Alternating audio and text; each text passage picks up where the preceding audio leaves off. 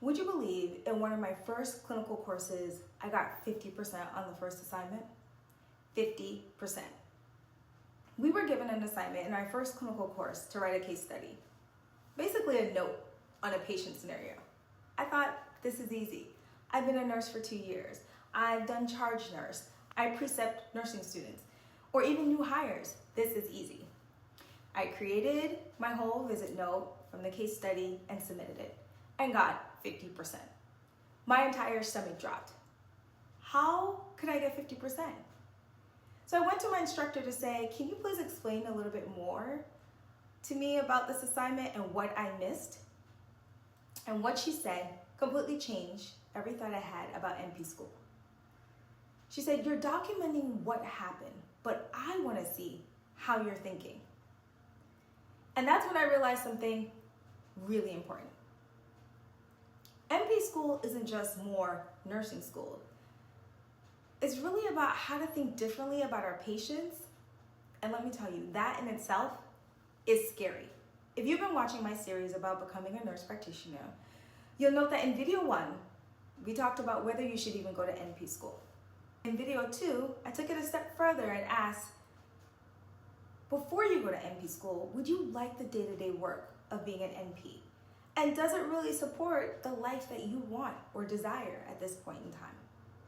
Today, I want to talk about the thing that no one talks about, the mindset shift that happens when you move from becoming a nurse to an NP. Because it just isn't about a title, it just isn't a promotion. It's a whole different way of thinking where the responsibility of a patient is now on you. And how do you prepare for that responsibility when it becomes yours? Let's dive in.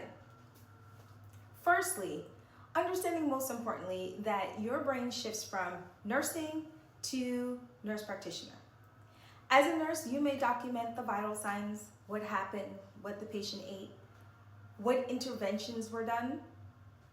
But as a nurse practitioner, you are now documenting all of the symptoms that you may have heard, what you're thinking about the diagnosis in terms of that, and then what's your plan? What do you think will be best for the patient? For example, when I shifted from outpatient GI to emergency medicine, one of the hardest things for me was creating a plan because there were so many different diagnoses that you could pick from. And the nurses, once they finished their interventions, would always come to me, what's your plan? Even to this day, they come, what's your plan? And I would freak out because I don't have a plan. I need to read about 5 resources before I can come up with a plan. And in those moments, it made me realize that even though I had been an NP for a while, irregardless of whatever role you take, there is a level of responsibility. And it's very different than when you're a nurse, because you're responsible now for what's happening next. So here's a quick question for you. Have you ever had a moment where you've been working on or taking care of a patient or patients, and between looking at the chart and the care that you've been giving, you disagree with the provider's plan? Like maybe you saw something differently that others didn't. Or maybe you were privileged to have a conversation with a family that the providers weren't. If that's ever happened to you, drop it in the comments. Just raise your hand. Let me know if it's happened to you. All right. My point number 2 is that NP school is hard. Don't get it twisted. It is definitely hard, and it will test you. You are gonna learn time management. You're gonna learn critical thinking. You're gonna learn analysis. You're going to understand how to prioritize things in a certain way that's very different, again, from when you were in nursing school. I would say my biggest challenge was time management. Not just in understanding patient care, but how I worked. You see, I worked full-time while I was in the beginning of NP school. And when clinical started, I couldn't work full-time. So I worked every single weekend. Spring semester of 2008, I worked every single weekend just so that I could do clinicals and classes all during the week. And the semester was tough, but I knew that I was working towards something bigger, something that I really wanted. So I felt like, yes, I can endure this for a few months while I work to achieve my bigger goal. So if you're currently in NP school and you're deep in clinicals, just keep going. That's all I can offer you. Keep going. I'm not gonna say it gets easier, but it's worth it. Maybe find that classmate that you can laugh about when both of you just don't understand what's happening. And have a good support system. That always makes the journey a little easier.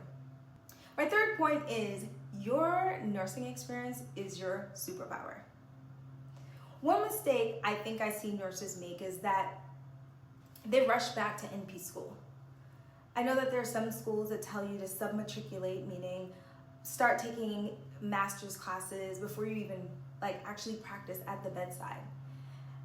Some people only take 1 year into nursing, which in my opinion is hard because you're just now learning the crux of nursing to become an NP. And I think what we discount is that in nursing, we learn some critical skills, problem solving, how to take care of families, speak with different people, even time management, and really understanding sick versus not sick. When I first started in my role as outpatient GI, I knew nothing about GI. And I went to see a patient and the patient was yellow, literally jaundice, and looked tired of hearing. And I didn't know much about GI, but I knew he was sick. That didn't come from my books. That didn't come from looking at vital signs at that time. He looked sick. And I was able to grab the physician I was working with immediately to bring him in the room to say, we need to transfer this patient to the emergency room. And see, that's the key piece, that when you're as a nurse and you see things, it's gonna train your mind to always recognize those in any moment you're in. So if you're in it, understand your nursing experience is your superpower. And my last point is a real cheat code. Are you listening? If you are still working as a nurse while you're in NP school, which we've already established is tough, but you have a real cheat code.